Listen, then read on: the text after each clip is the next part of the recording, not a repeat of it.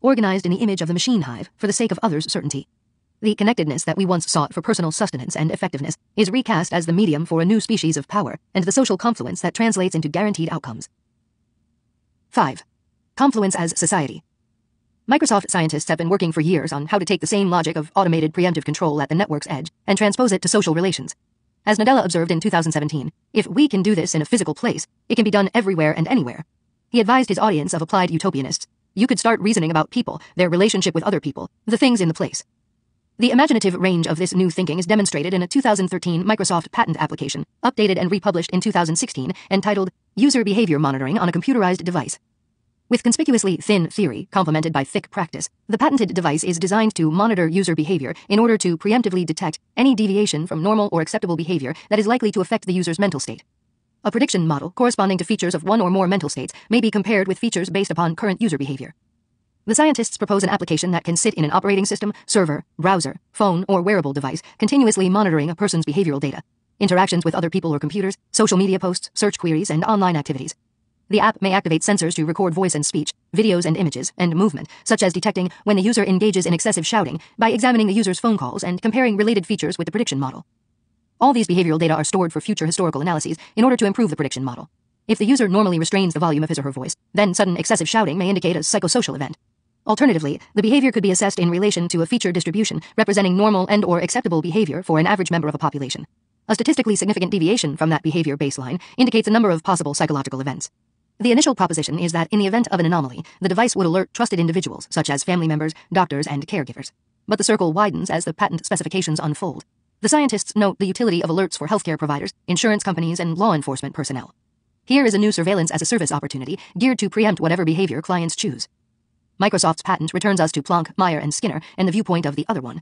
In their physics-based representation of human behavior, anomalies are the accidents that are called freedom, but actually denote ignorance. They simply cannot yet be explained by the facts. Planck, Meyer, Skinner believed that the forfeit of this freedom was the necessary price to be paid for the safety and harmony of an anomaly-free society in which all processes are optimized for the greater good. Skinner imagined that with the correct technology of behavior, knowledge could preemptively eliminate anomalies, driving all behavior toward pre-established parameters that align with social norms and objectives. If we could show that our members preferred life in Walden 2, says Fraser Skinner, it would be the best possible evidence that we had reached a safe and productive social structure. In this template of social relations, behavioral modification operates just beyond the threshold of human awareness to induce, reward, goad, punish, and reinforce behavior consistent with correct policies. Thus, Facebook learns that it can predictably move the societal dial on voting patterns, emotional states, or anything else that it chooses. Niantic Labs and Google learn that they can predictably enrich McDonald's bottom line, or that of any other customer. In each case, corporate objectives define the policies toward which confluent behavior harmoniously streams. The machine hive, the confluent mind created by machine learning, is the material means to the final elimination of the chaotic elements that interfere with guaranteed outcomes. Eric Schmidt and Sebastian Thrun, the machine intelligence guru who once directed Google's X Lab and helped lead the development of Street View and Google's self-driving car, make this point in championing Alphabet's autonomous vehicles. Schmidt and Thrun argue just the opposite. It is necessary for people to become more machine-like. Machine intelligence is enthroned as the apotheosis of collective action in which all the machines in a network system move seamlessly toward confluence, all sharing the same understanding and thus operating in unison with maximum efficiency to achieve the same outcomes. The jackhammers do not independently appraise their situation. They each learn what they all learn. They each respond the same way to uncredentialed hands, their brains operating as one in service to the policy. The machines stand or fall together, right or wrong together. As Schmidt and Thrun lament, when driving, people mostly learn from their own mistakes, but they rarely learn from the mistakes of others.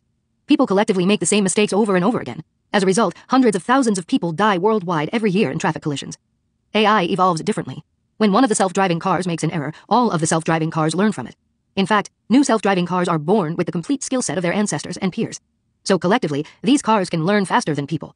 With this insight, in a short time, self-driving cars safely blended onto our roads alongside human drivers as they kept learning from each other's mistakes. Sophisticated AI-powered tools will empower us to better learn from the experiences of others. The lesson with self-driving cars is that we can learn and do more collectively. This is a succinct but extraordinary statement of the machine template for the social relations of an instrumentarian society. The essence of these facts is that first, machines are not individuals, and second, we should be more like machines. The machines mimic each other, and so must we. The machines move in confluence, not many rivers but one, and so must we. The machines are each structured by the same reasoning and flowing toward the same objective, and so must we be structured. The instrumentarian future integrates this symbiotic vision in which the machine world and social world operate in harmony within, in and across species, as humans emulate the superior learning processes of the smart machines. This emulation is not intended as a throwback to mass production's Taylorism or Chaplin's hapless worker swallowed by the mechanical order. Instead, this prescription for symbiosis takes a different road, on which human interaction mirrors the relations of the smart machines, as individuals learn to think and act by emulating one another, just like the self-driving cars and the policy-worshipping jackhammers. In this way, the machine hive becomes the role model for a new human hive in which we march in peaceful unison toward the same direction, based on the same correct understanding, in order to construct a world free of mistakes, accidents, and random messes. In this world, the correct outcomes are known in advance and guaranteed in action. The same ubiquitous instrumentation and transparency that define the machine system must also define the social system, which in the end is simply another way of describing the ground truth of instrumentarian society. In this human hive, individual freedom is forfeit to collective knowledge and action. Non-harmonious elements are preemptively targeted with high doses of tuning, herding, and conditioning, including the full seductive force of social persuasion and influence. We march in certainty like the smart machines. We learn to sacrifice our freedom to collective knowledge imposed by others and for the sake of their guaranteed outcomes. This is the signature of the third modernity offered up by surveillance capital as its answer to our quest for effective life together.